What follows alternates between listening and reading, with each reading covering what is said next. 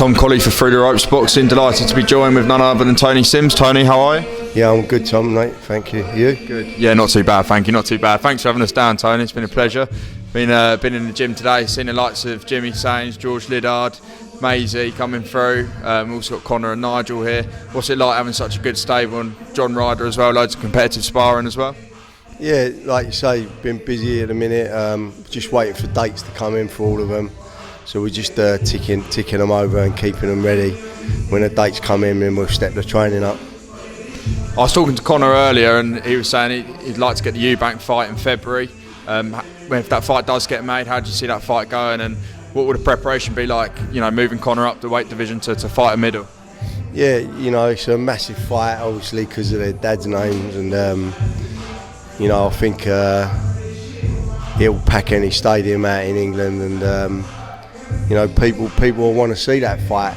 You know, there's some bad blood now between them both, which there weren't before, but over the past year they've not got on so well, and so yeah, it's a big grudge match now, and you know, Conor's got to fight 2 weights up, which ain't easy to do, but you know, he's confident of beating him. How do you see the fight going if that fight does go ahead in February, Tony? Well, as I say, Conor's confident of beating him, and I'm confident that he'll beat him. It's just getting the preparations, right, and getting the training in, and let's hope the fight can be done. Now, I don't know if you saw, but Chris Eubank Sr. has been trying to push the Harlem Eubank fight as opposed to Chris Eubank Jr. What do you make of that, and is that a fight that Conor would potentially take down the line? I don't think so, no. I don't think he's on the radar at all. I don't think... no, he just ain't a big enough fight for Conor. He just ain't a big enough fighter for him, and Conor's just after the big names now, really, and once he's fought Eubank, he'll drop down to 147 and hopefully try and fight for a world title. Yeah, that's what Conor said to me as well. He said if fights Eubank, go back down to 147, a potential fight with Barrios. Is that the case? Yeah, definitely, or any one of them, really. Two of the leading names in that division are Errol, Spence Jr, Terence, Crawford, obviously elite fighters. Would you be ready to put Conor in with those kind of fighters in the next year or two? Yeah, of course, and his main obstacle at the minute is trying to get the Eubank fight over the line, and then after that, as I say, we'll drop to 147 and have a look at the names there. Definitely. Another one of your fighters, John Ryder. I was talking to Mark Tibbs last week, and he was saying with Billy Joe Saunders potentially making a comeback, that's a rematch he'd quite like to see. What do you make of that, and is that a fight you'd want to see? Yeah, it'd be a good rematch. The first fight was a great fight, and it was a close fight. It could have gone either way, but Billy obviously got it, and it was a long time ago now. It was like 10 years ago that was. So it'd be a great fight, and obviously John's just waiting for dates to come in for big fights. After fighting Canelo, he put up a strong performance there, and he's just waiting for some big fights, big names to come in, really.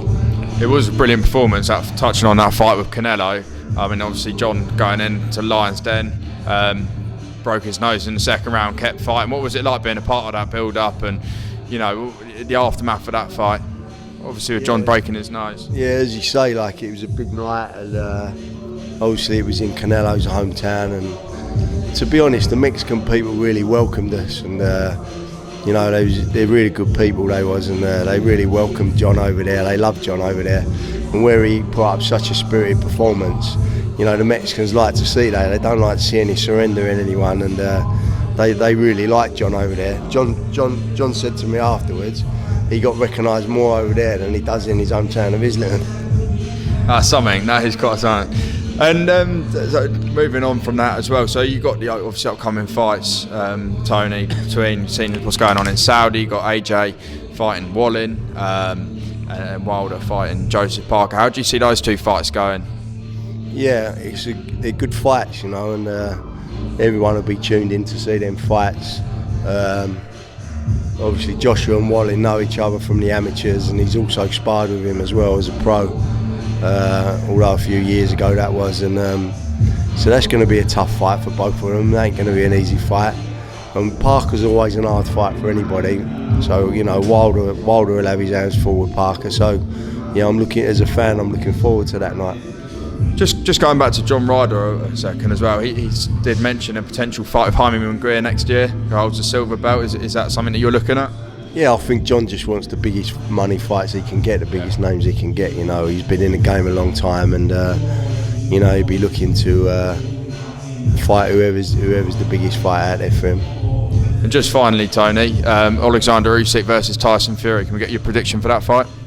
Yeah, like you know, as everyone's been talking about, Tyson didn't look at the races in the last fight against Ngannou, and I think that Tyson will turn up in a better frame of mind, better shape, and you got to favour him to win. Obviously, Usyk's a great fighter, and he will be difficult to beat. But I just think Fury's size and reach, I think he'll be able to beat him. Tony Sims, thank you very much for speaking through the Ropes Boxing. It's been a pleasure.